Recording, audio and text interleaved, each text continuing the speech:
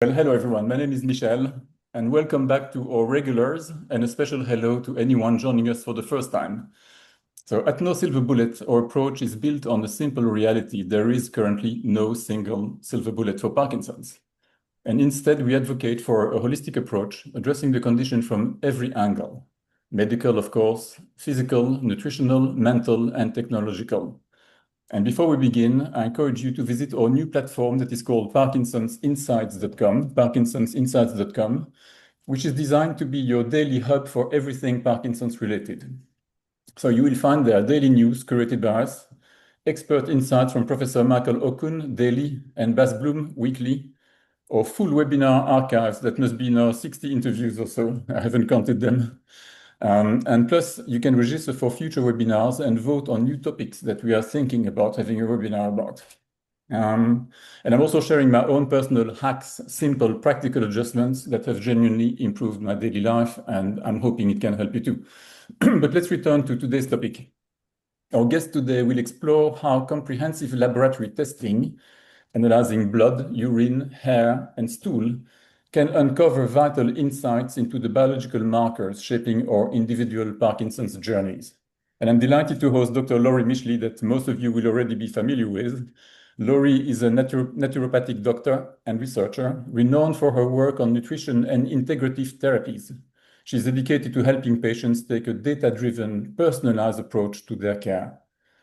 So before we start, I would like to remind everyone, like I always do, that this session is for information and education purposes only. So if you are seeking medical advice, please make sure that you consult a medical professional, but you know that. And there will be time for questions at the end of the presentation. And if you want to ask a question, please use the Q&A function at the bottom of your screen. So Laurie, thank you very much for agreeing to speak to our community today. The stage is yours. Thank you. Thank you for the invitation back here again and the opportunity to talk about what I'll call a progressive and potentially controversial topic in the field of Parkinson's. As you introduced me, I realized that I forgot to include stool in today's presentation, so you'll have to invite me back for another talk. So welcome everybody. I want to start by introducing a concept, which is we need new concepts. Buckminster Fuller is an architect, a futurist, a philosopher, and he is famous for saying that if you want real change, if you want to change something for real, you can't just fix a broken paradigm, you have to build an entirely new paradigm. Sometimes for real change, you have to start from the ground up. You never change things by fighting the existing reality. To change something, build a new model that makes the existing model obsolete. And so with that, I want to say that I am playing by a different set of rules than I think a lot of other researchers and clinicians. I'm using patient-reported outcomes instead of making you come into a clinic to see how quickly you can tap your fingers. Instead of a 0 to 4 scale, I'm using a continuous slider bar with technology. I think in a lot of doctors' offices, they don't ask patients to pay for a lot of things out of pocket. I do. Patients can't always afford it. We navigate that, but it is routine for me to ask patients to pay for things that insurance doesn't. Maybe it's part of the US healthcare system, whatever, but I'm also utilizing technology. The outcomes that I'm talking about, I built them with remote patient monitoring. We're using online education. So the approach that I'm taking is different. I came at this from a nutritional sciences, naturopathic medicine, epidemiology perspective, right? We all got to, hey, can we cure Parkinson's? Can we slow it? Can we reverse it? Can we stop it? We all came to the same place. We all go to the same conferences. We're all applying for the same grants now. But the route that I took to get here is different. I studied, like, my medical school taught me every single day that I went to school that these are all interconnected systems, right? That a person's vitamin D levels and their B12 intake shapes their neurologic health, and that shapes their outcomes. So I was taught from day one that to take care of a person with neurologic conditions, you needed to make sure that the foundation and the ingredients for neurologic health were there. So my current life is spilled out a bunch of different directions. I do biological research. I study nutritional deficiencies using MR spectroscopy at University of Washington's Department of Radiology, where we measure brain glutathione and muscle ATP in MRI machines. That's not clinically available. That's for research. My epidemiology stuff is coming out of Bastyr. And then I started a Parkinson Center for Pragmatic Research, which is to try and bring more solutions to you. This is the app, the scale, the dog detection stuff. So there is this concept that it is alternative medicine to order lab tests in Parkinson's disease. And that to me is just crazy. That's not true in other conditions. It's not true in diabetes. It's not true in cancer. It's not true in any cardiovascular disease. I don't understand why it has come to be that neurologists don't order blood work. I'm not really sure how it came to be an alternative to do labs.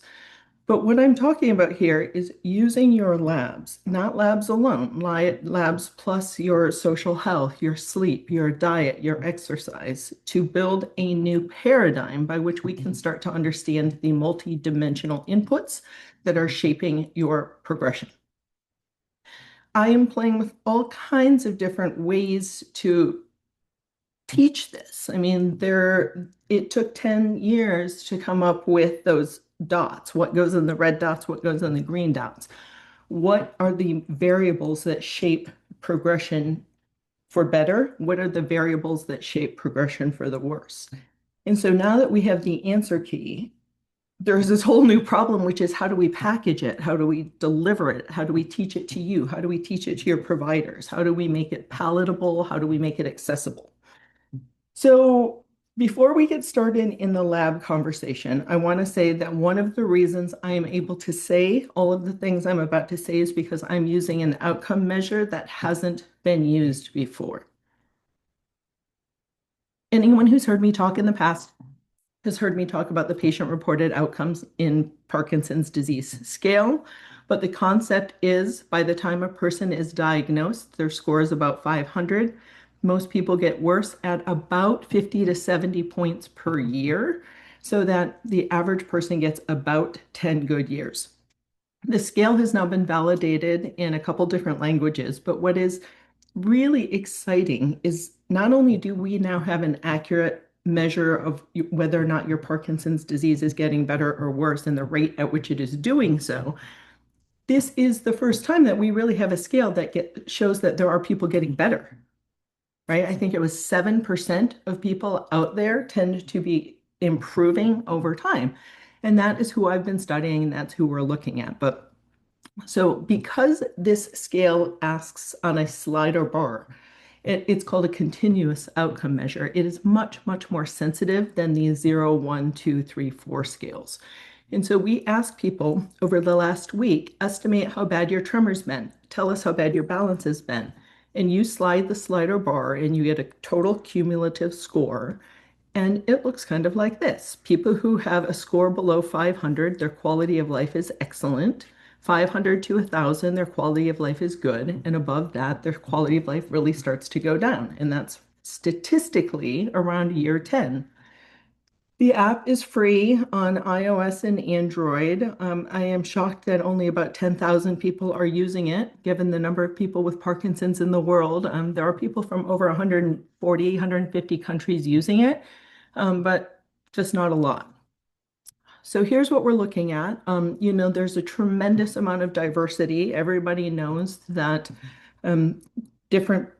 bring 100 different people with Parkinson's into the room, you're going to get a tremendous breadth of symptom severity and different types of presentation. This is what it looks like in real life. This is what progression looks like when we flatten it out. And then the last thing I want to say before I get started into the good stuff is there's a really big difference between a study that explains the mechanism of action and a study that tells us what you should do. There's explanative research and pragmatic research. My loyalties are pragmatic. I don't actually care why vitamin D is doing what it's doing. I just want to know what vitamin D range should you keep it in to feel good. to have this fewest symptoms, least amount of progression, what is the best vitamin D range for you? I don't really care why that range is important. I don't really care to study the mechanisms of vitamin D. I'm glad there are other people doing that. But right now, all I care about is when we look at patient severity, what are the labs and lab tests associated with the best outcomes over time? I called this lecture Labs Don't Lie because people do. Not necessarily intentionally, but they lie. They can't. When we ask you what you ate yesterday, it is shocking the number of you who forget to mention that little sample you took at the grocery store, or the bites you took while you were preparing someone else's meal, or what you ate off your kid's plate before you threw it in the garbage. There are all things that you neglect on accident, sometimes on purpose. Your memory tricks you into forgetting what you had last week, last month, let alone growing up, how much you weigh, whether or not you have erectile dysfunction, how much sleep you got. We can't trust you to give us honest answers for a lot of this stuff, which brings us to biomarkers. Biomarkers are going to be much, much more important if you have a group. One person with one piece of data doesn't mean much. As we put the data together, it becomes more and more powerful. This modifiable variables in Parkinson's study now offers biomarkers. I'm going to get to this in a minute, but for the last 14 years, what we have been doing is taking people with Parkinson's and following them, or at risk of Parkinson's, and following them every 6 months. We send a survey and ask, who are you, what are you doing, and how are you doing? And then write code to figure out what are the behaviors associated with people doing the best. Now, at the end of the survey, it says, would you like to participate in an add-on biomarker portion to this test? And we don't make a penny off of it. There's no markup. You get the labs at cost.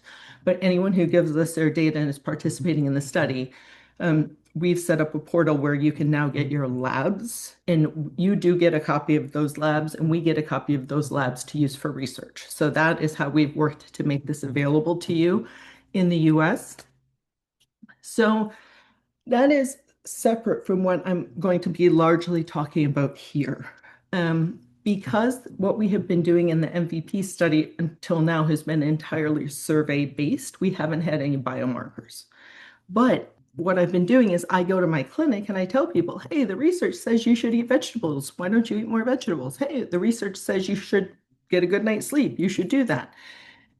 And so in my clinical practice, I've been playing by a different set of rules than a lot of other doctors. Since 2001, every single day of my clinical practice, every patient I have ever seen, about 5,000 probably patients with Parkinson's, every single one of them, I have asked them to get a blood homocysteine that's supposed to say vitamin D, not vitamin C, high sensitivity CRP, hair lithium tests. I have asked every patient I've ever seen for biomarkers. And then as soon as this PRO-PD scale became available in 2013, I started asking all of my patients to get their PRO-PD score before they come to each clinic visit, at least, if not more. So last year, what I did is I went to my ethics board and I said, hey, may I have permission to take whatever all the labs that I have for my patients from the last 10 years, whatever the lab can send me, everyone who has a PRO-PD score and labs, can I put that all into a database, remove their names, and start to see what we find?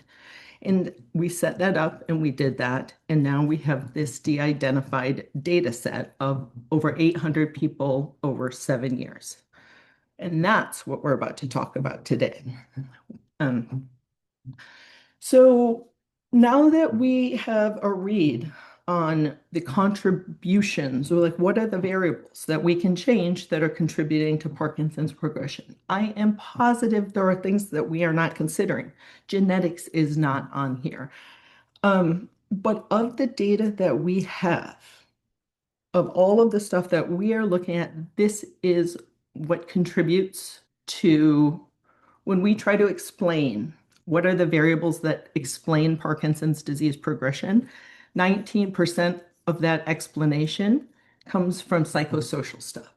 18% of the rate of person's progression in our model looks to be coming from how well they get slept.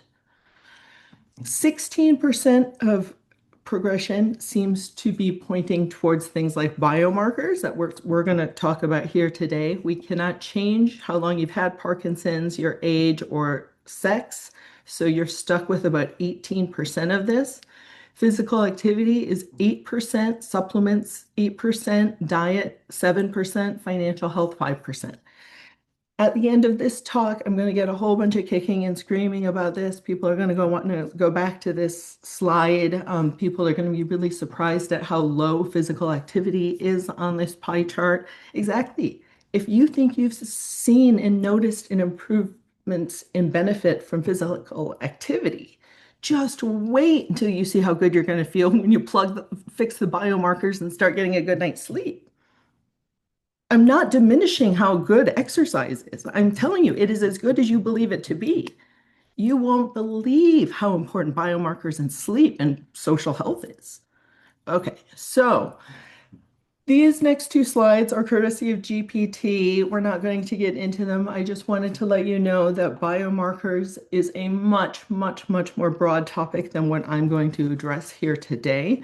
When I'm going to talk about digital for a split second, but we're really talking about physiological biomarkers here. This is important because as you start asking your doctors for these labs, and there is going to be some conversation about there is no research. And what I want to say here is whether or not there is research isn't as simple as has anyone ever looked at homocysteine and Parkinson's? Right? There's research for all the stuff we're about to talk about today. But there are different levels of research, different types of research, and the whole study of epidemiology is how do you design the study to answer the question that you're actually trying to get asked.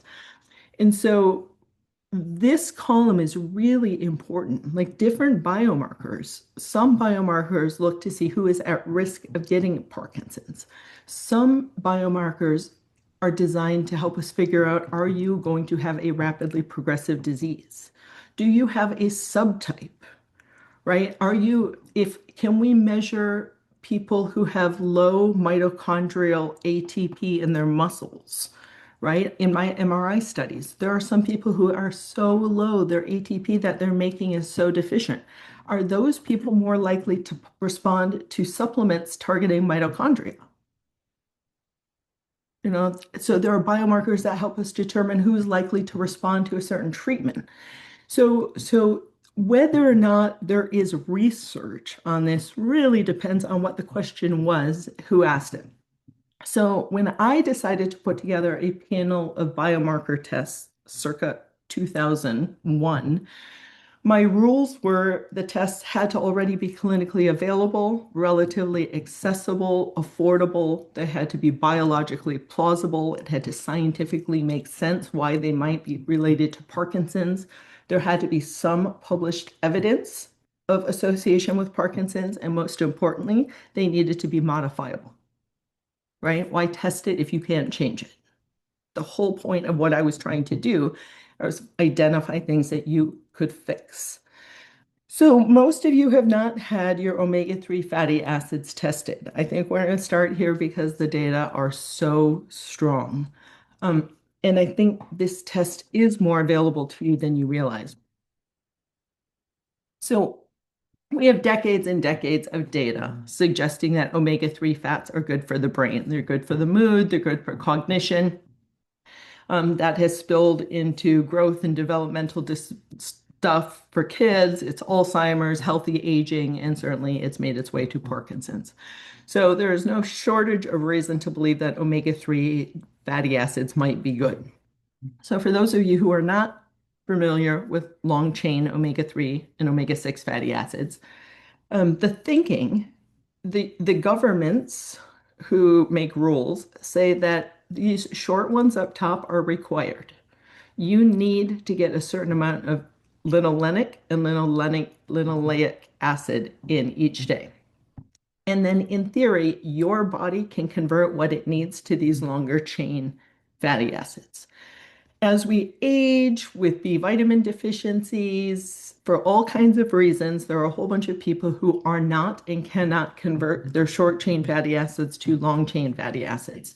And so these ones that are highlighted are the ones that we are talking about testing. So there's a test that will basically measure all of these ones that are highlighted, and I can actually compare your omega-3 to your omega-6 ratio. What I want to say here is it is really easy to know that omega-3s are good, right? We all have heard omega-3, algae, fish oil, however you want to do it, EPA, DHA. These are universally good, and that's what our data says as well. Omega-6 is a little more confusing because they're not bad. Omega-6 isn't inherently bad. Omega-6 is really good. You know, the good omega-6s come from nuts and seeds. When the body is inflamed, it will turn these short chain omega-6s into a very inflammatory omega-6 called arachidonic acid. And we see that people with Parkinson's tend to have high levels of this, and this is associated with worse outcomes. So we don't really want to talk about 6 on its own, but one of the things that you will see us talking about is the higher a person's 6-to-3 ratio. You can see a person who's has a 6-to-3 ratio below 7, their Parkinson symptoms are a lot lower. Once that ratio goes above 7, you can start to see Parkinson symptoms getting worse. So when we're talking about testing your fatty acids, what we are very specifically looking at is the composition of the lipid membrane of your red blood cells. This test is very specifically whole blood or red blood cell. This is not the same as a serum. When you get this test done, because a red blood cell lives for 3 months, it tells us on average what have you been eating for the last 3 months? What kind of fish oil have you been taking? Have you been getting enough fish? What do these ratios look like? So when you order this test, it's not what you ate yesterday, it's what's been going on for the last 3 months. This is what a lipid membrane looks like. For any signal to be sent inside and outside a cell, it has to pass through this milieu, this environment. And so what we are measuring here are all these stringy little things in the middle. And the more omega-3 fatty acids, the more flexible and fluid the messaging. Right? So at my clinic, we can get this test for $25, right? I looked it up on something. There's I'm not related to any of these. I don't make money off of any of these tests. This Omega Check, the same one that I'm using, is available to anybody through this lab for $60. I looked in Europe, they have Omega Metrics and Omega Quant are essentially the European version of this. And I just thought this was neat that it's pretty much all the same. The Omega Metrics is telling people that their recommended level is 8 to 11, and that's kind of what we're saying. Once you get above 8, people do really well with Parkinson's. Below 8, I'd say maybe below 7, things start to get worse. So it's neat to see the congruence between all of these different labs. Okay, so this is kind of an example of what we're looking at. So I now have this on dozens and dozens of labs. I can tell you what is the relationship between the lab results and Parkinson's symptom severity. So this is the longest chain omega-3 fish oil. Algae are very, very high in DHA, and the reason fish are high in omega-3s is because they eat algae. And so what we can see is the higher a person's red blood cell DHA level, the fewer Parkinson's symptoms they have, right? And I sit here all day with my patients saying, is your 3 good enough? You want to target 4? You know, like how high is your bar? What do you want yours to look like? I'm usually telling patients a DHA above 3 and an EPA above 2 is good. So some of you are going to go get lab tests. Some of you are just going to start taking fish oil. I don't know what the best strategy here is. It really depends on how easy or difficult it is for you to get your hands on one of these tests. I am just excited by this because the Pro PD has 35 slider bars for each different symptom, not only can I tell you that people with low DHA have more Parkinson's symptoms, I can tell you which symptoms are worse. The people who have the lowest omega-3 fatty acids have the highest depression, fatigue, and cognitive problems, right? So this is, we're starting to make sense of it. Like all of a sudden, it doesn't seem so crazy that you feel sad and depressed and cognitively impaired if you have an omega-3 fatty acid deficiency. So we're seeing that these are kind of my own personal reference ranges. My statistician, Magdalena Murakowska, is amazing, and she has developed real reference ranges, like based on what the data says. This is me eyeballing it with my patients. I'm telling people I want their total omega-3s above a 7, DHA above a 3, and EPA above a 2. What that means is when we look at your red blood cells, I want 3% of the fatty acid composition to be the long chain DHA. That's what we're measuring here. Arachidonic acid, I told you, is that omega-6 that is natural, it's normal, it can be healthy, but too much is a bad thing.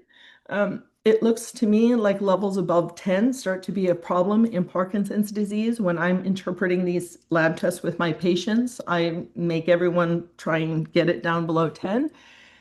If they are eating meat and lots of it, we cut back. While we do make some of our own arachidonic acid, the diet supplies it from animal products, eggs, poultry, beef, fish, seafood, all of it is a source of arachidonic acid. Eggs and chicken, I believe, are the highest.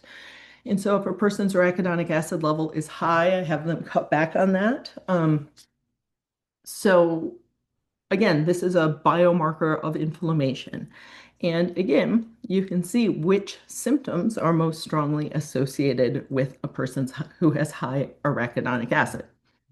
One of the stronger things is, again, this is just math. When you take someone's inflammatory arachidonic acid and divide it by their good fish oils, you get a ratio. That ratio is actually a very strong predictor of progression. I'm making everyone target below 10 is, I guess, when I'm telling people an arachidonic acid to EPA ratio below 10. So everything that I have just discussed with you is part of my annual routine blood work. It's $25 out of pocket if patients' insurance don't pay for it. If you have to go through a private lab someplace, I'm sure it's going to be a little bit more. But for me, it is worth it to once a year get this blood test and just answer the question, am I eating enough fish? Am I eating too many animal products? Is the fish oil I'm taking working? Am I absorbing it? Am I taking enough of a dose? Right? Like you are probably going to be doing this for decades. It just makes sense to understand if what you're doing is working and changing the target numbers. So that was one that you haven't mostly had done. Now, these next couple I want to talk about are things that you probably already have in your possession. We were really surprised to see how high cholesterol is super protective against Parkinson's symptoms. We're not really sure why. This was a surprise to me, but people 65 and up with it, people with an HDL cholesterol 65 and up seem to be doing really well Parkinson's wise. But you can see as HDL starts to go down below 65, which is a really high bar, Parkinson's symptoms get worse and worse and worse. One of my friends in the cardio space said that he thinks this is really just a surrogate for exercise, that it's really not an HDL thing. It's just people who have who exercise a lot are going to have high HDL and better outcomes. And so he thinks that that's what's behind this. But this is amazing. Like most of you have an HDL cholesterol, and we already know how to raise it. That's the next slide. But this is what this looks like. I'm going to be showing a couple of these slides. So for anyone who didn't catch on, let me just show you what's happening. So over here is Parkinson's symptom severity. The lower your score, the healthier you are. Most people start around 500 because that's how symptomatic they were at baseline, and then it gets worse from there. So what we're seeing is when a person's down at the bottom, we have different labs. This one happens to be good cholesterol. So if your good cholesterol is 65, you're great. Very, very, very low Parkinson's symptoms.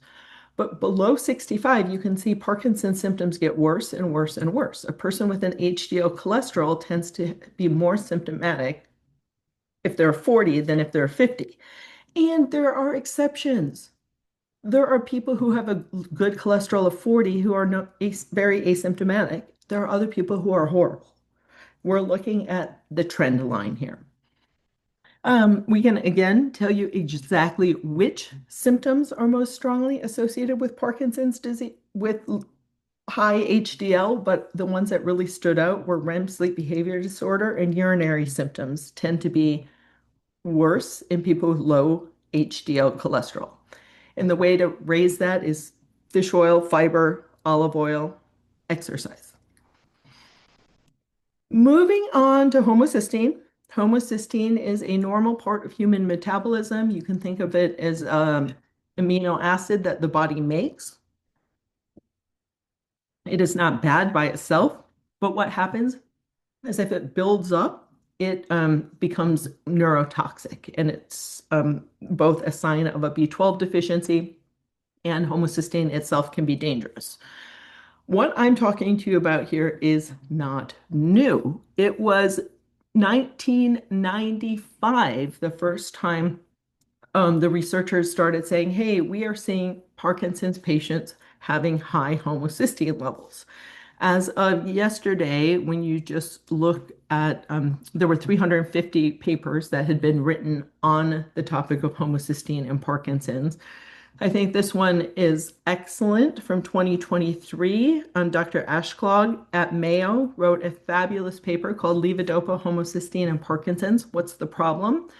Basically asking neurologists, what are you doing? Why aren't you testing for homocysteine or giving B vitamins? Like, we've got decades of data. Why aren't you using it? Good question.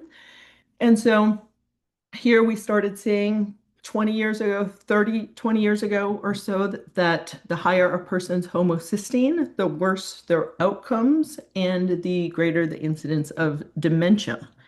What we have not had is a double-blind placebo-controlled trial that says if you give people B vitamins, we can prevent dementia. And until we get that trial, that's what most docs are waiting for. So these are the symptoms.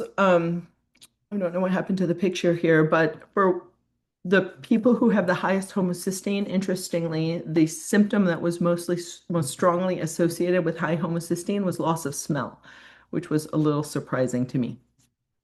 Vitamin D, most of you have had a vitamin D level tested at some point. Our data says something, there was a really, really well done review that was done about 2 years ago that said vitamin D was a U-shaped curve. That's exactly what our research also says. This is not the exact shape of the curve, but this is correct. That in the United States, our nanogram per mil range, people who were between 60 and 80 did the best. They had the fewest Parkinson's symptoms. For the Europeans, using nanomoles per liter, the people with the lowest Parkinson's symptoms had a vitamin D level between 150 and 200 nanomoles per liter. So we started to see symptoms going up if you were below that or above that. So that's kind of neat that our data matches some of the other published stuff. This is exciting. You are going to look like you're really up to date if you introduce your docs to the concept of an RIR. Most people have never heard of an RIR. This is probably one of the more exciting things that I am working on right now. So this dates back to maybe 5 years ago, 2021. This is from in the world of cardiovascular disease and aortic aneurysms. What they began noticing is that people who have a low red blood cell distribution width have worse cardiovascular outcomes. It's something that's in every CBC, complete blood count, your doc has ever drawn on you. Part of a complete blood count is called a RDW, and it stands for red cell distribution width. And when that gets low, it means you're petering out and you have worse outcomes. People with high albumin, conversely, do better. And so these researchers had the idea to combine the two of them. And now we have about 90 papers that have looked at, in different diseases, people's red cell distribution width to albumin ratio. These sound like a bunch of words, but we're talking about $5 worth of testing that all of you already have in your possession right now. You already have your own results, and it is the single biggest predictor of how well a person is doing with Parkinson's. So basically, if your red cell distribution width is low, it means you are inflamed. It predicts worse outcomes in heart disease, kidney disease, cancer, cardiovascular disease. And albumin, I said, goes the other direction. So again, we see that with our data. We see that when you take a person's red cell distribution width, if it is below a 13, they are great, right? It is as soon as this starts to go up above a 13 is where we start seeing worse Parkinson's outcomes. So I just applied for a grant that I did not get. The quest was to figure out how to lower a person's RDW. I don't know how to lower it. Everything else I've done for you has been modifiable. I'm sorry to say this was a surprise to me. I didn't go looking for it. But I don't know how to modify this, but it does look like the people who are below 13 are doing really great. Above 13, we need to fix something here.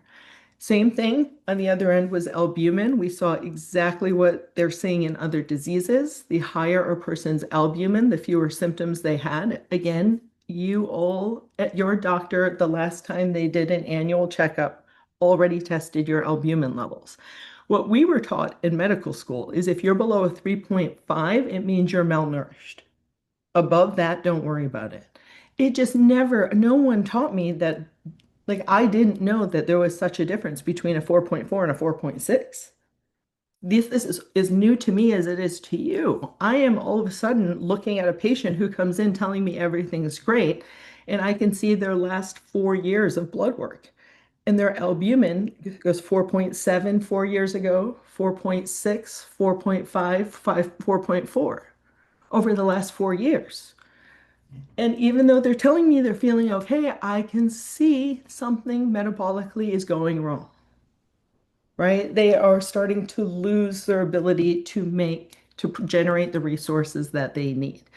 And so this is how I am working with my patients kind of on a different tier, a different level. And then again, just like these other conditions, this is so exciting to me.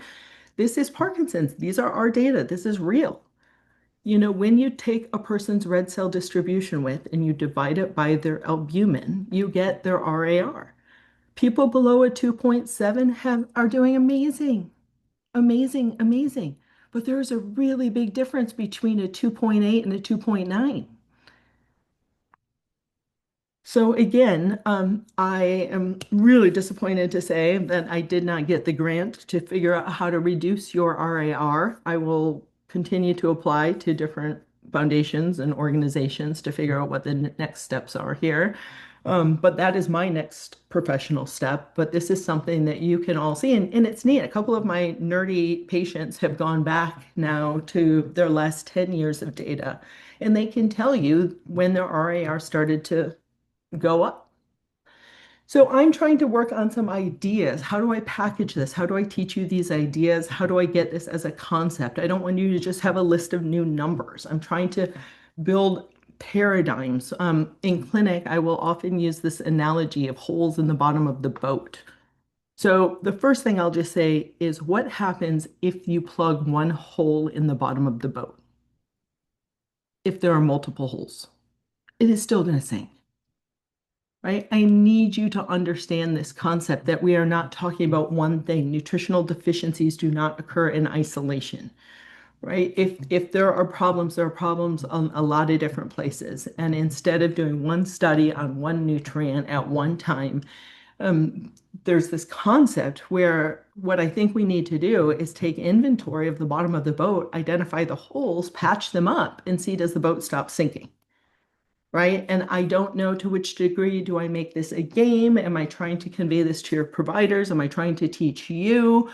I am struggling to on the implementation parts of this. Hair, I want to talk about really quick. This is even more edgy and mind-blowing and controversial.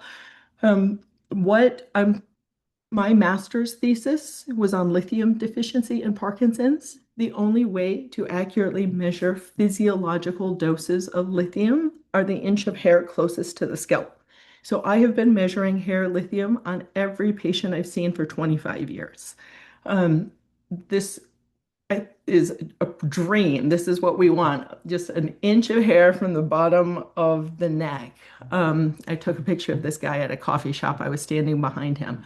So I started doing lithium hair testing back in the day as a way to find out, are my patients lithium deficient? Because if they are, I'm going to correct their lithium deficiency because neurons need a lot of lithium.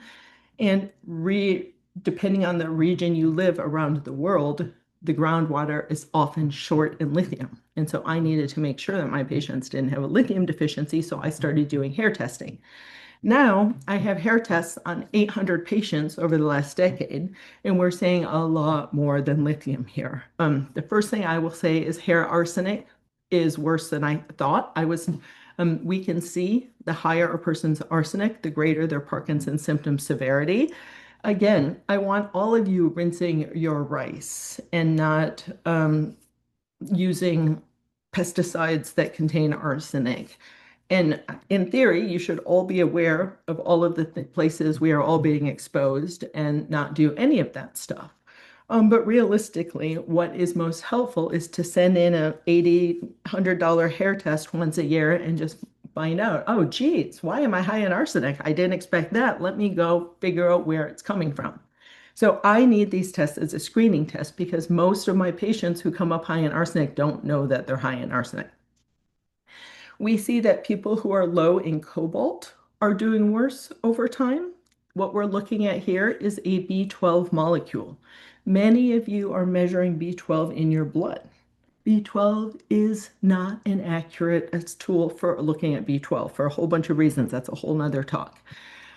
The point I'm trying to make here is you can have B12 floating through your bloodstream, but if you are low in the mineral cobalt, your B12 molecule isn't functional. You can't use B12. B12 doesn't work unless you have cobalt. And for some reason, 25% or so of people with Parkinson's are low in cobalt. I can get you the exact number in a second. Manganese is a super touchy subject. You want to get neurologists all edgy. We start talking about manganese. So here's the situation. High manganese is often seen in welders. There is a very, very, very real disease called from manganese toxicity called manganism. And the symptoms are Parkinson's. You get stiff, you get rigid, you get slow, you have a shuffling gait, you lose your sense of smell. Manganese toxicity causes something that looks a lot like Parkinson's. So all good neurologists are on the lookout for manganese. They know that manganese can be part of your problem. They've learned that and they're on the lookout for that. And they're right. What they forget is that manganese is a U-shaped curve. The human body also needs manganese for mitochondria to function. Manganese is an essential cofactor for an enzyme called mitochondrial superoxide dismutase. You don't need to know that. You just need to know that if you're low in manganese, your mitochondria are all dying. And when they die, the cell dies. And then we sit here talking about how we sure wish we could cure that Parkinsonian mitochondrial dysfunction. So what I do is I don't know if a patient shows up in my office, they could be too low or too high. I don't know unless I test them. And I've seen both ends of this spectrum. But you can't, I think it's just irresponsible to assume all of your patients are optimal, right? Like I just don't understand how physicians who aren't testing things like this know if their patients are too low or too high. Again, this is GPT. I don't stand behind the exact wording of this, but what I asked it to do is generate a little infographic talking to you about the importance of copper in brain health in Parkinson's disease. So they just kind of go through everything from making dope. You need copper to make dopamine. It's for antioxidant roles, mitochondrial roles, making myelin is the insulation in your brain. Sources of copper come from diet, shellfish, organ meats, nuts and seeds, beans, chocolate, that kind of stuff. And we are seeing in our data people who are low in copper having worse Parkinson's outcomes. There are other genetic forms of copper mismanagement that cause symptoms of Parkinson's. None of this is one size fits all. I don't want you all running out to get a copper pitcher. For some of you, this probably could be dangerous. For others, I would argue it's dangerous for you to not go get a copper pitcher. It is so shocking how well drinking out of a copper pitcher, copper mug, or out of a copper straw raises copper levels much, much more effectively than copper supplements. This is a little statistics course. I'll be quick, but this is one of the more exciting things of my career, and this is a really nice forum to be able to share some novel ideas. This is a bell curve. Most normal people are in the center. 68% of people are so normal, they're going to be somewhere in the middle. It becomes increasingly more common to be odd. So the longer the line, the more abnormal you are. So in Parkinson's disease, in a healthy non-Parkinson's person, this is what a hair mineral test looks like. People start in the middle. Everyone starts in the center. If you're above average, if your mineral levels are higher than most people, your line goes to the right. If your line goes to the left, it means you are lower than the average person. But quote unquote, normal people, the middle 68% of you, are so boringly normal that your lines are all somewhere in that green zone. We call that one standard deviation from the mean. The longer the line, the more abnormal you are. In Parkinson's disease, people look like this, with everything depleted, right? And I have seen this trend for years. I have been able to say the people who have that greatest depletion thing are doing worse than the people who aren't. I call it the Parkinson's look. And so kind of what we're looking at here is the bottom half of this bell curve, right? And a typical Parkinson's patient, what it looks like is everyone is on that lower half. They're not high in anything, they're low in everything. And again, I want you to realize I don't think you're all eating horrible. This isn't a diet thing. It is an intestinal problem, a nutritional malabsorption problem, an uptake problem, a metabolic problem. There is a hole in your tank bigger than what you are refilling. But the depletion and the deficiency is so obvious. And what's really neat is I started seeing here 30% of you are low in copper. What I started noticing is it's not just there are patterns.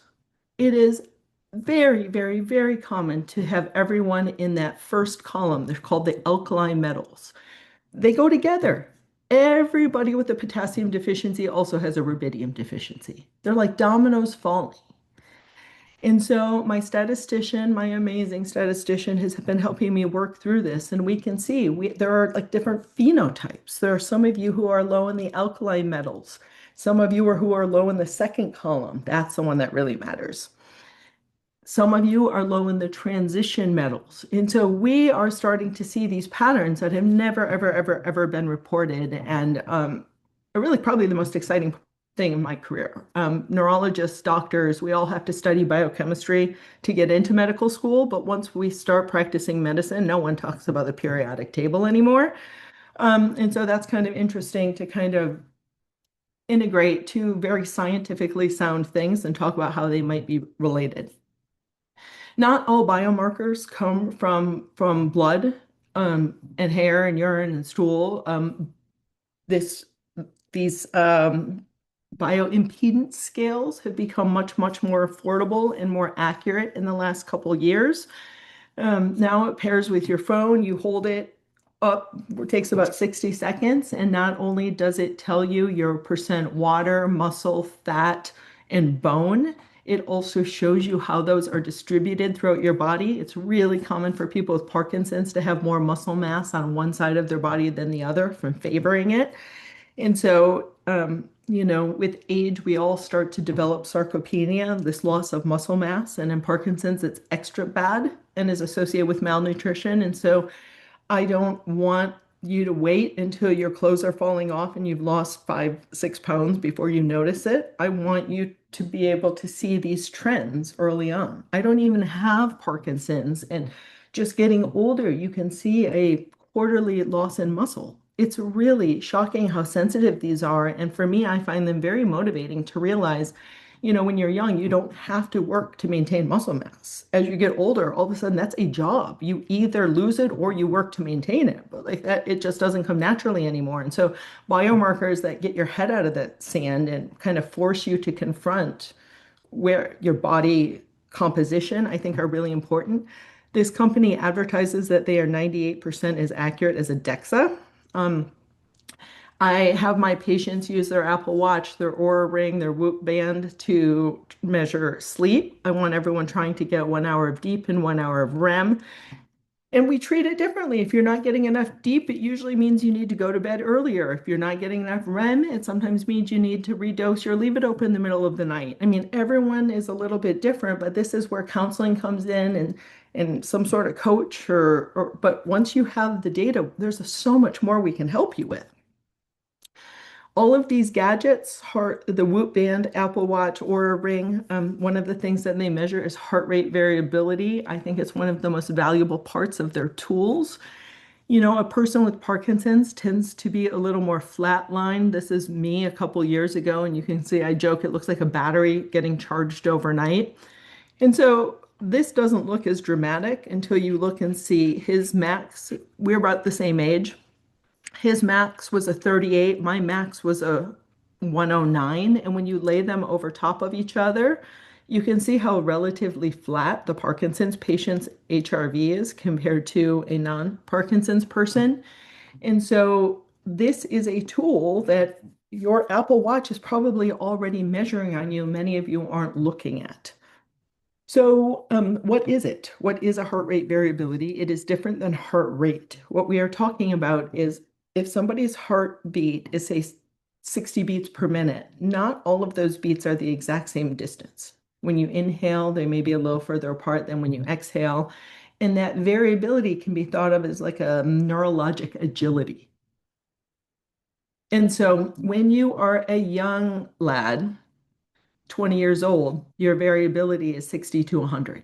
And as we age, everybody comes down. So above the age of 45 or 50, normal is somewhere in that 30 to 50 zone. Parkinson's patients are all down below 22. I mean, you guys are way, way down, like here somewhere. I'd say 12 to 22.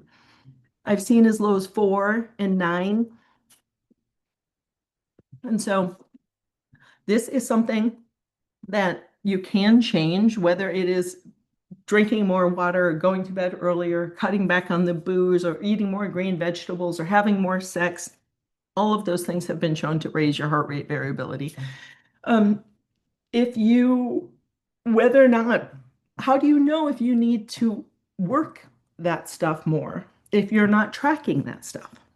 And so here is a study, again, a decade old, nobody to my knowledge has followed up on it, showing that the higher your heart rate variability, the fewer non-motor Parkinson symptoms you have.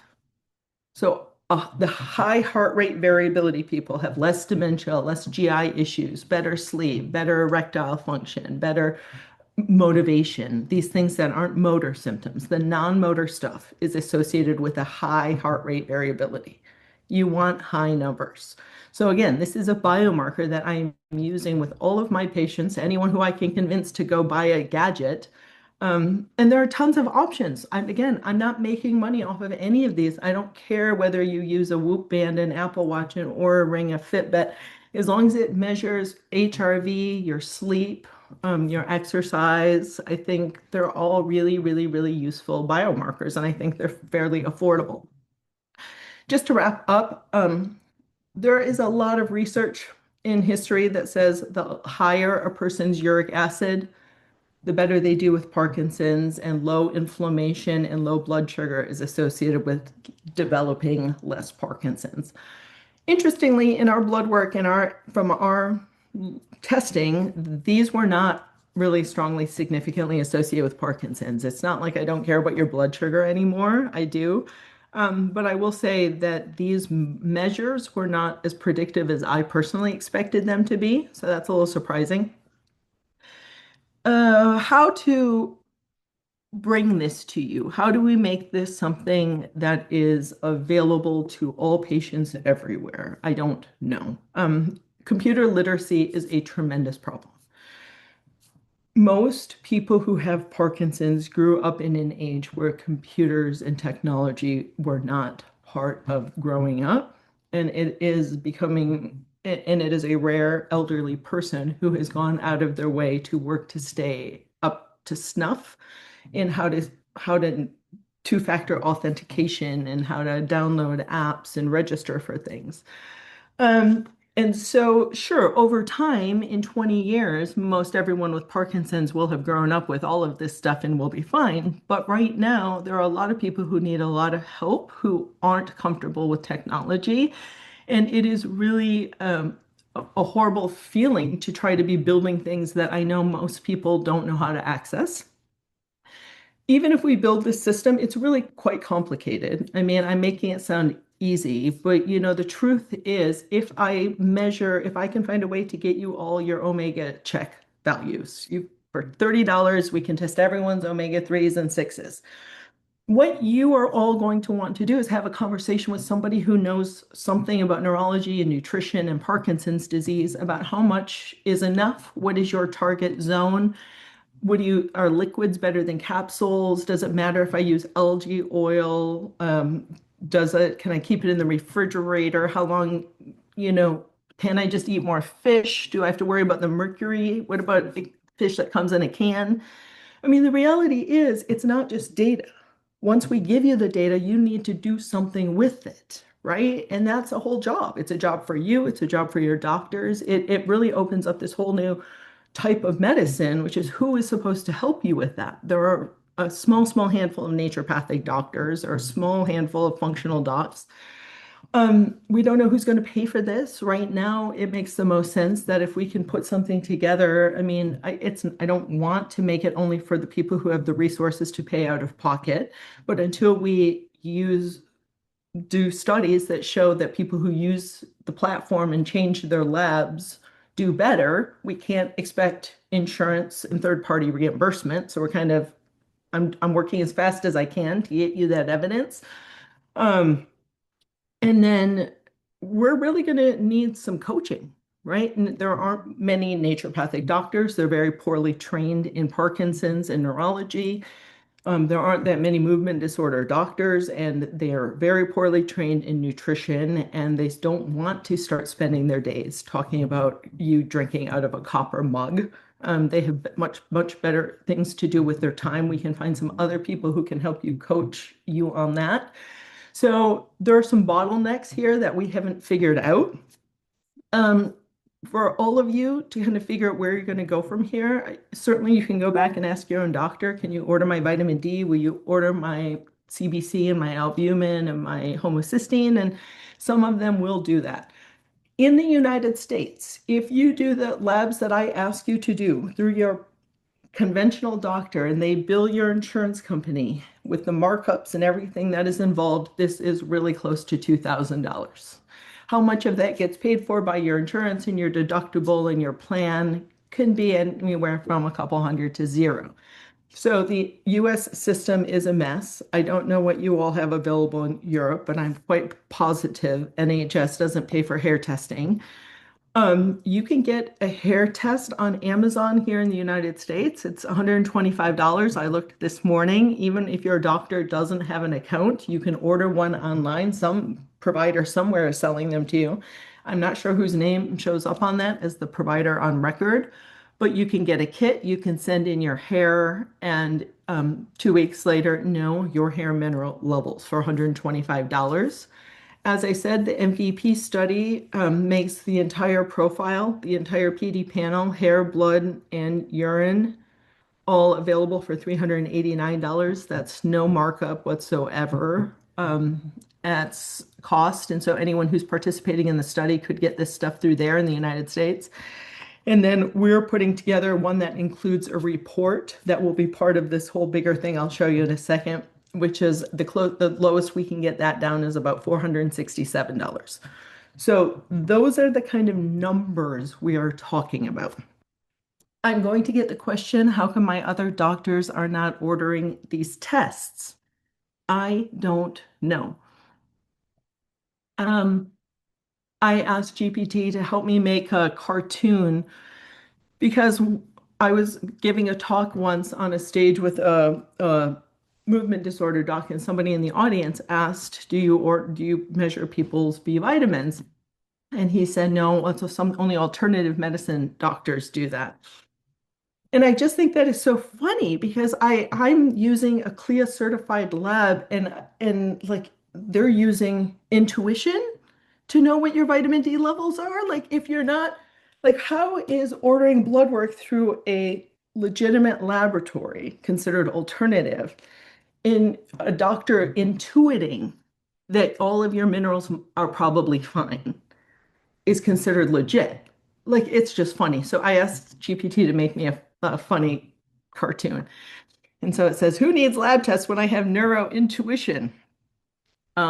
Anyway, it's cute, just funny. But I do think that 10 years from now, blood work is going to be routine practice in medicine.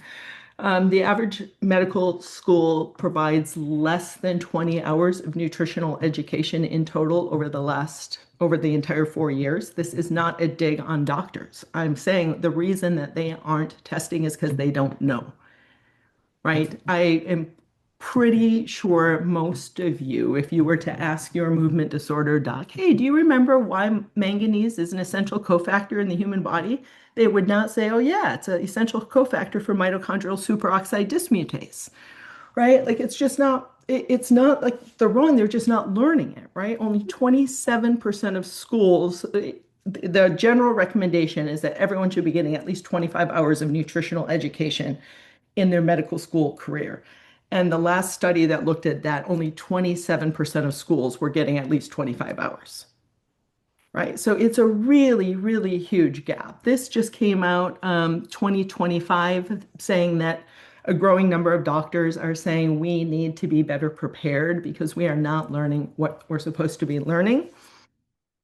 There is this thing that happens when people are down on what they aren't up on. They just are. You know, when something's foreign, when it's odd, I don't do it, my people don't do it, therefore it probably isn't a thing, probably means nothing. It's just this intuitive, I don't know what it is, but it's a saying I heard that's true. People are down on what they're not up on. It's really true. And this last quote I will say is one of my favorites, but there are three truths in science. First, they say it isn't true. Then they say it is true, but it's not important. And finally, they say it is true and important, but not new. Right? And this is what we are seeing, right? We know this is true. What we're arguing about is the importance. We know high homocysteine is associated with faster Parkinson's progression and more dementia. We know that. What we don't know is whether or not you lowering your homocysteine is going to reduce you getting dementia. That's what we're arguing about. With my patients, I'm saying, listen, for $15 a month, I'm going to get your homocysteine levels down and keep them down because my goal as your provider is to do everything I can to make it so you don't get dementia, right? So just in case I'm going to waste $15 of your money each month. So in follow-up, some of you are already doing absolutely everything you could be doing. You're thinking, this really only confirms my lifestyle choices. I'm already eating a plant-based, nutrient-dense diet with adequate fiber and seafood and minerals. I go to bed early. I exercise daily. I do strength training. I do aerobic. I meditate. I have lots of friends. I do all that. There's nothing more I could do. I don't need any labs. All she did was tell me I'm probably doing everything right. Great. Some of you are going to say, I don't have a doctor who will order these. I don't have an extra $400 or $500. I'm just going to spend that money starting on fish oil and a B vitamin supplement, right? Some of you are going to find some private play place private pay place to go get your labs done. Some of you are going to ask your providers to order these for you. Some of your doctors will be curious. Most will be annoyed, right? And honestly, I was thinking this could be probably like one of the best possible things you could do is start showing up in all of your doctor's offices with a hair test just to, I mean, just talk about motivating change. I mean, let's just start doing it, right? And I need, please beg you all to start advocating that more research goes into pragmatic clinical trial designs, patient-reported outcomes, and biomarker research, right? This is easy. It's low-hanging fruit. It's already here. We have access to all of it, and we can change all of it starting now. We're just not using it. Because it is complicated, this is my attempt at what I'm trying to do to bring it to all of you. This should be ready by the end of the year.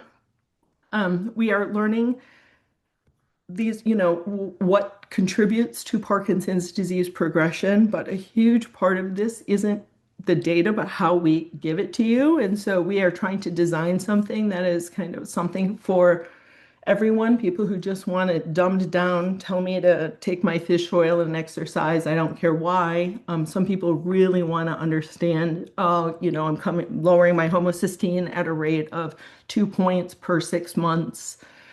And so we are trying to find a way to work with you to give you what you need. And so the system that we've built right now, kind of the red line is the true rate of Parkinson's disease progression. And then based on your diet, your exercise, your sleep, and then you can get all the labs through here.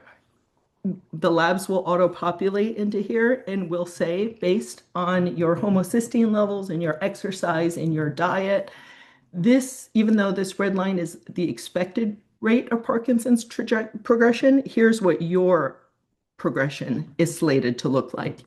And here are the 10 things that you could do that would further flatten this slope. Right. And so some people want to see data, some people want gamification. We're really kind of now getting into the psychology of how do we package and deliver this. But it's here. I think we are getting to a point where because of technology, we can plug in your food, we can plug in your exercise, your sleep data, your social health, your homocysteine, your hair minerals, and we can actually start to use that to steer the ship in a certain direction.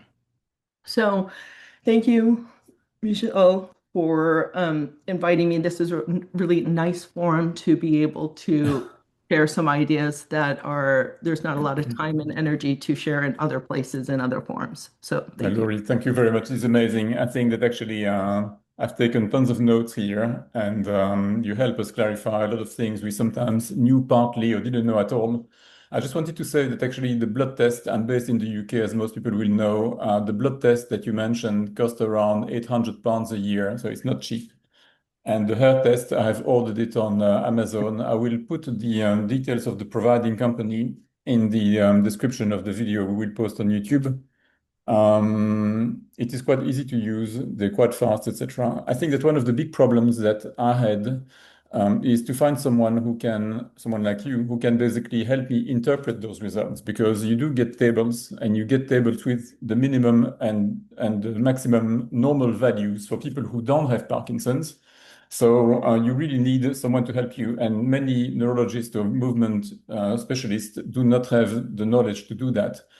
So I think that your clinic, you're probably quite full yourself in terms of patients, but your clinic can be extremely helpful. Can you confirm that you can help people who are all over the world?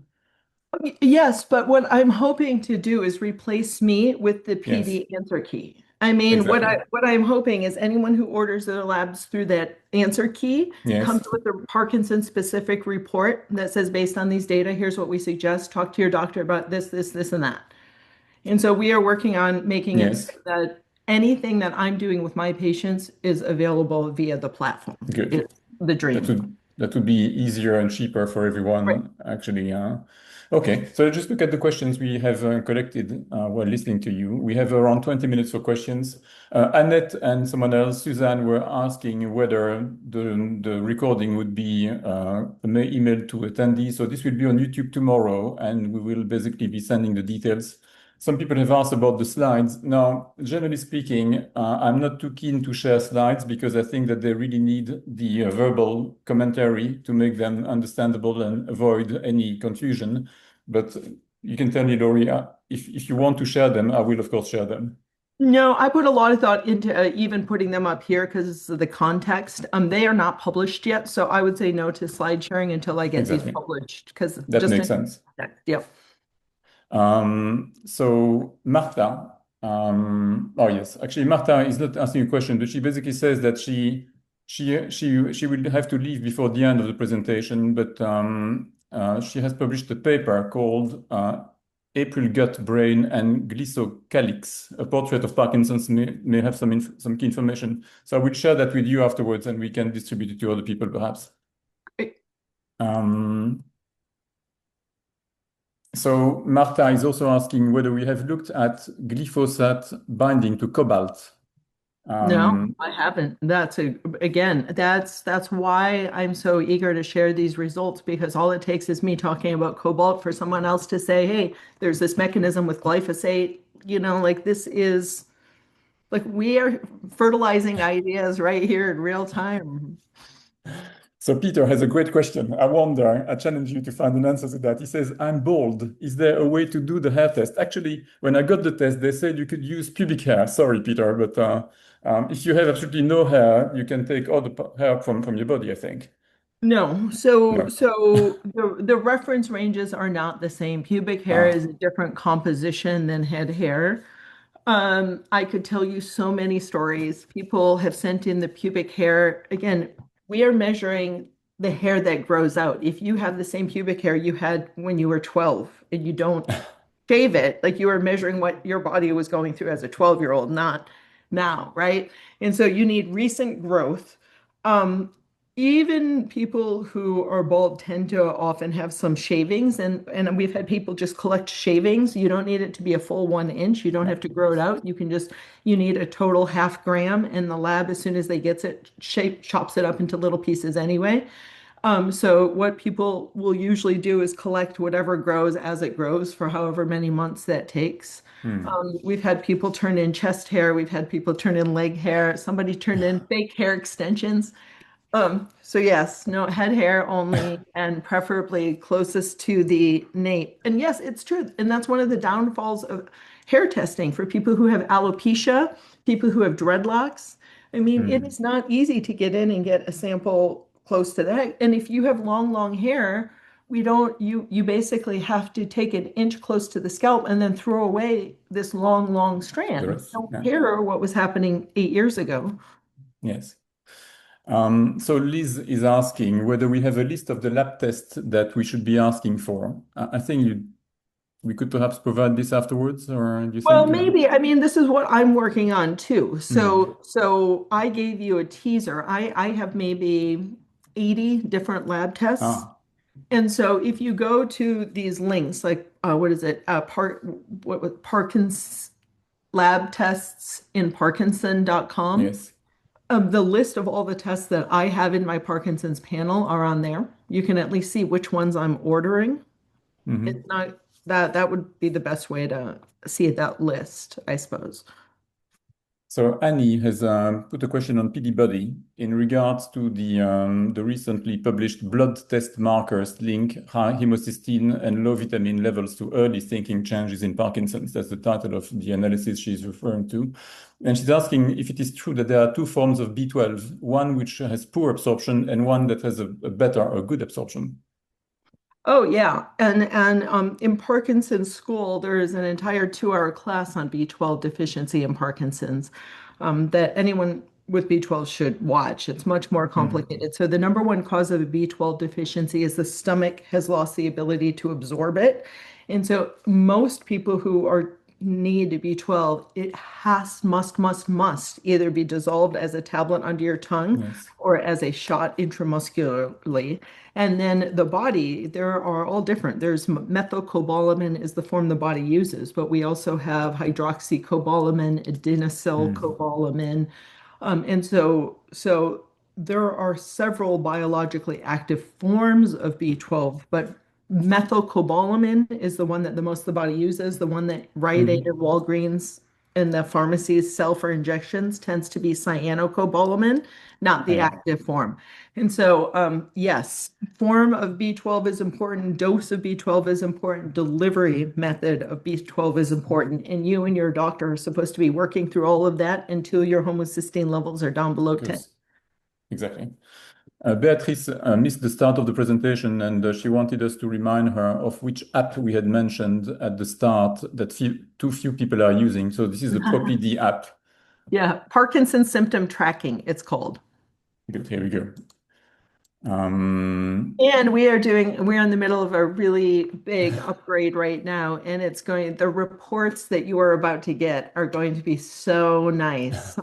So all the current data will be move over to the new version.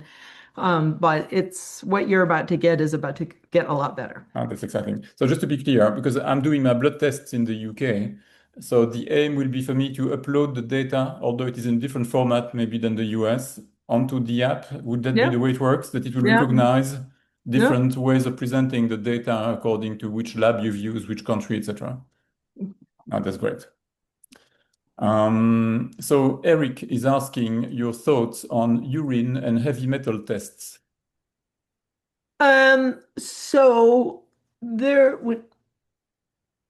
when you do a urine test, it tells us shorter term exposure than hair. It's not that it's bad or good, it just tells us something different. A urine manganese or a urine mercury is going to speak more to recent exposure. Hair testing is more long-term exposure, things that are stored and over the last 3 months. The problem with urine heavy metal testing is the way a lot of doctors do it. And Yes. so the reference range is start going into the bathroom, collect some urine, and send it into the lab, and that's the reference range. And most people are not peeing out a lot of metals when you do that.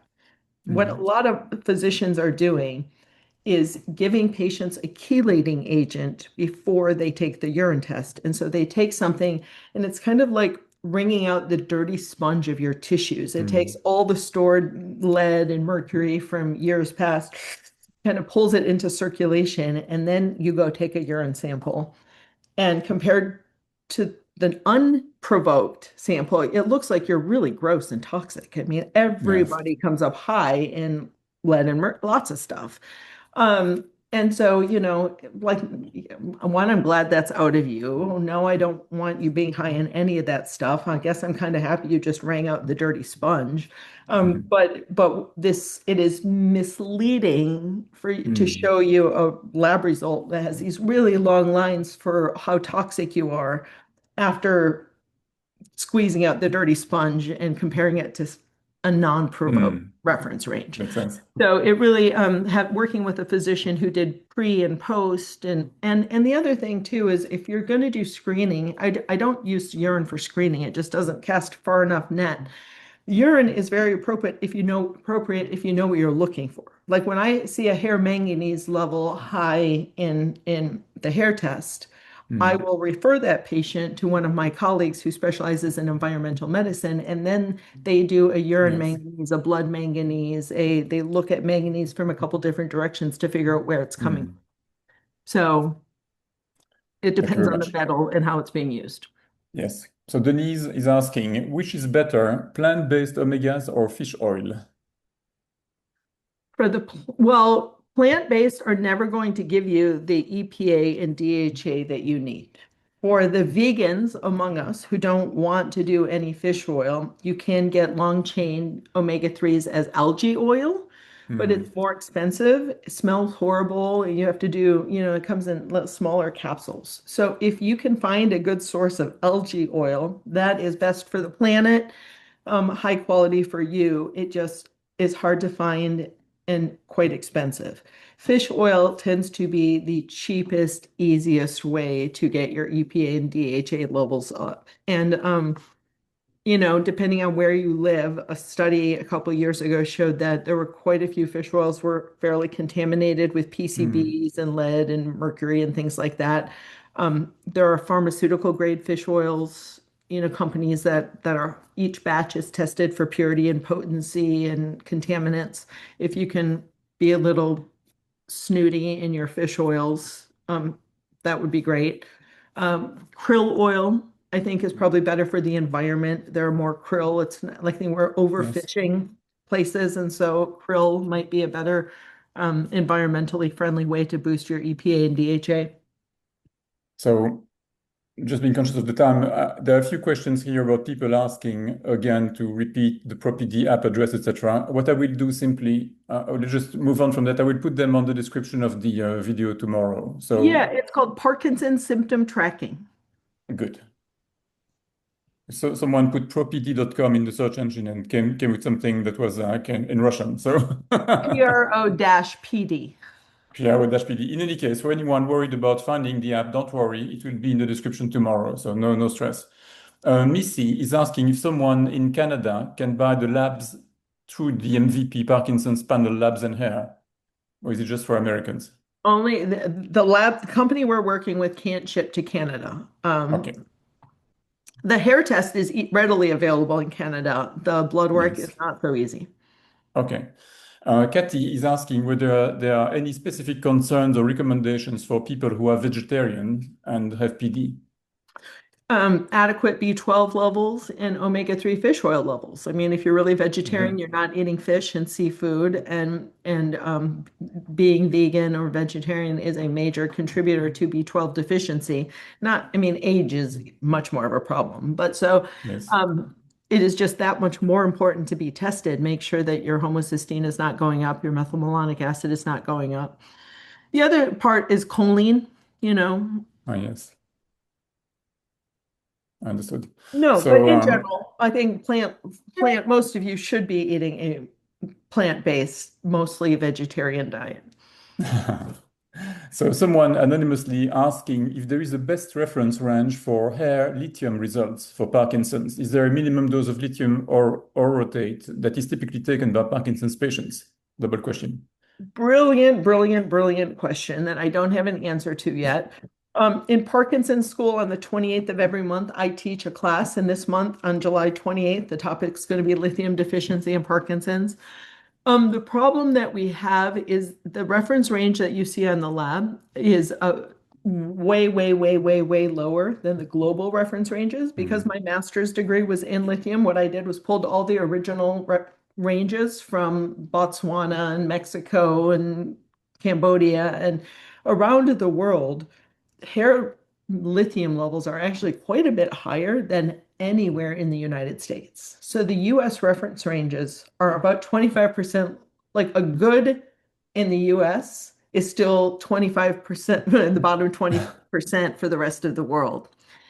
And so it's interesting because this actually does get more complicated because as my statistician has gone in and started to look at age and adjust for income or just start to make some adjustments for things, lithium is looking to be more and more of a predictor. Mm. And so So, in my practice, I usually don't recommend lithium unless a person is low. If they want to take it anyway, just for fun, I say 5 milligrams a day or 20 milligrams twice a week is usually about the norm for a little boost without testing. so Judy actually has a husband who has Parkinson's and Lewy body dementia. She's basically asking the question, she's struggling to get his vitamin D levels higher.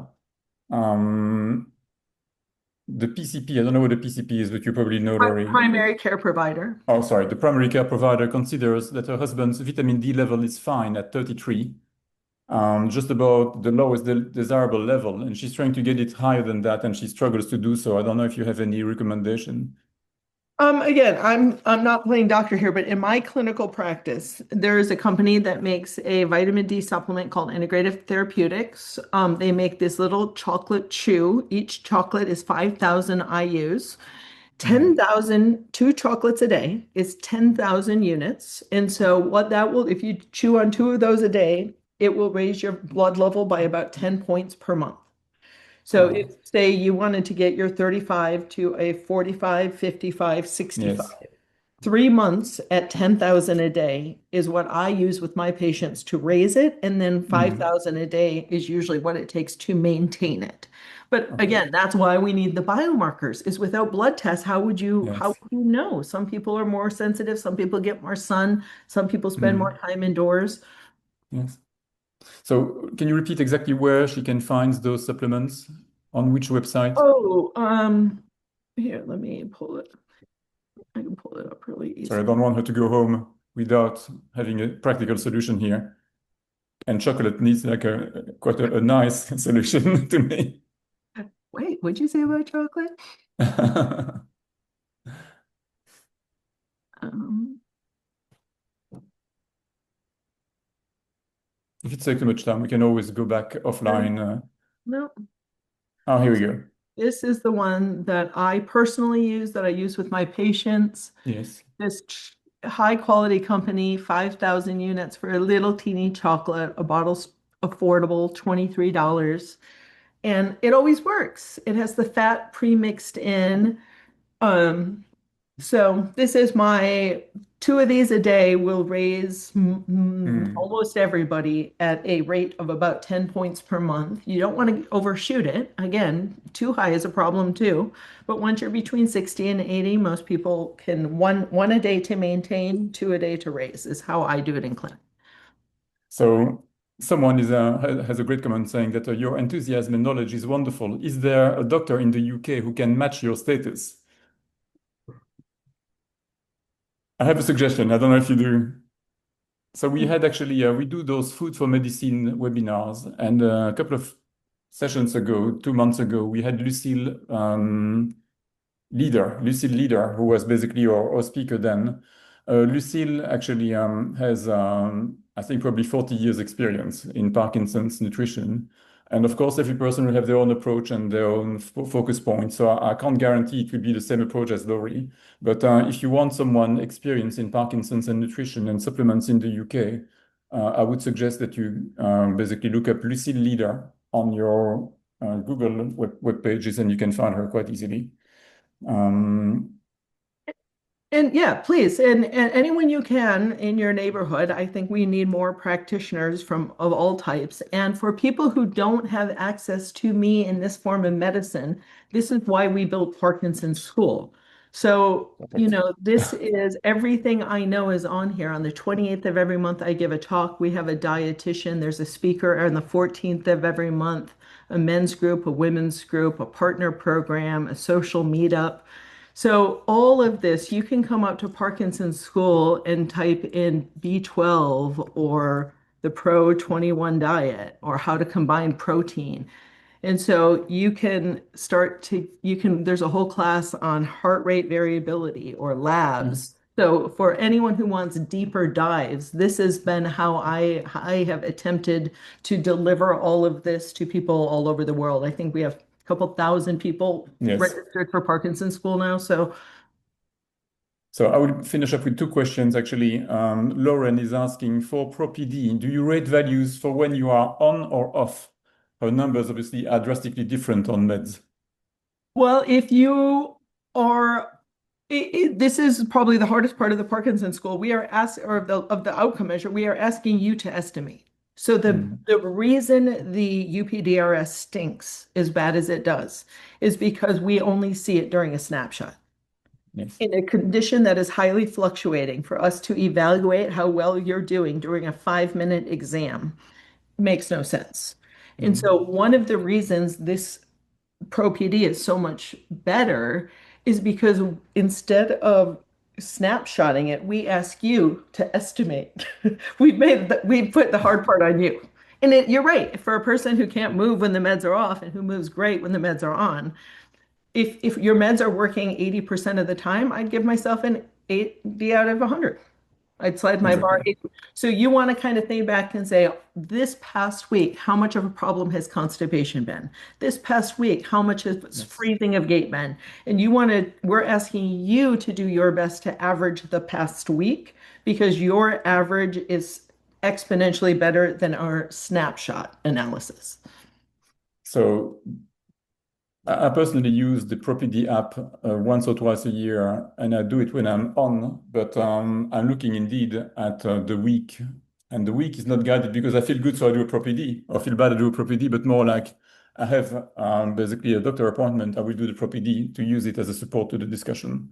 So Robert is asking a question here that will be our last question for today, and I'm so sorry we haven't answered everything, but you have answered quite a few. Robert is asking, do you think that we should wait, or don't you think that we should wait to know which of the multiple abnormalities in PD that you list are proven to be causative of PD and not merely associated? So should we wait for understanding the detail of every aspect before implementing it, or should we, as we're doing, basing it on what people tell you they have experienced? It's a great question, and each of us are going to have a different answer. And I even actually have a different answer if you are coming to me as a public health person or your physician. If I were the steward of your public health department in your country, the answer is no. We cannot, as a society, afford to spend all of this money on all of these patients to give them all of this data that we don't actually know does anything. And it's not just the cost of the test, it's the cost of the drama that is going to be created when everyone realizes that their RAR is too high and their homocysteine is too high and they can't figure out how to get it down and the neurologist doesn't know how to help them. And Yes. now they're doctor shopping for someone to help with their RAR, right? So the cost of unknowns is tremendous, right? So if I were in charge of the public health department, the answer is no. Go do the research, find the 6 to 8 to 12 labs that are really making the biggest difference. Let's learn how to package them and apply them, is what I'm doing as a public health position, as a researcher. Hmm. When you come to me as a doctor, you are paying me to say, hey, what in your opinion is the best thing I can do to solidify the best possible chance that I could have to be in Yes. great shape 20 years from now? You better believe it's testing your homocysteine in your fish oil. If it were, like there's an old joke about, I don't know that this is true, it's an urban legend about in the 80s at a cardiology conference. Somebody said, raise your hand if you tell your patients to take vitamin E. And none of the hands went up. And they said, raise your hand if you take vitamin E. And all the Ah, hands went up. yeah. Right. And it's like there really is a difference between what the data, what we can justify Yes. based on the peer-reviewed published data and the studies that have been done, and what makes absolute logical sense. And Hmm. the thing is, when you step back and look at Parkinson's, this is a little easier to answer when I know the consequences of you not testing these things and not treating these things. Look at the last 200 years of history. Like this is only going to get worse, and you are only going to become more symptomatic. Yes. And the outcome is horrendous. If we don't know the outcome of what happens if you take inventory early on, find all of the holes in the bottom of the boat, plug them, we don't know what happens with that route. And so that's what I'm doing as a researcher and with my patients is doing my best to answer the question. If we Hmm. take inventory of your deficiencies and toxicities and use a evidence-based, personalized, precision-based approach to strategically plugging your problem areas, can Yes. we improve your outcomes over time? And I think the answer is going to be yes. And I can't wait to try and show that. Well, Laurie, thank you very much for a very insightful presentation as always. I think we really got into the weeds today, into the detail of the various, well, you said you were looking at 80 biomarkers. We have covered perhaps like 20 or something, but I think we probably covered the most important ones. So thank you very much. And thank you to all the audience for their very stimulating questions as always. A recording of the session will be available probably tomorrow on YouTube and on Parkinson's Insights. And our next webinar will take place on the 30th of July at 7 p.m. London time. And this will be the 7th episode of our Food as Medicine series, and we'll focus on the mind diet. So we've spoken about the Mediterranean diet in the past. Now it is the mind. So thank you very much, Laurie. Thank you so much. It's always a pleasure having you, and it is really so insightful. Thank you so I can't much. Thanks for Bye-bye. having me back. Thanks, everyone.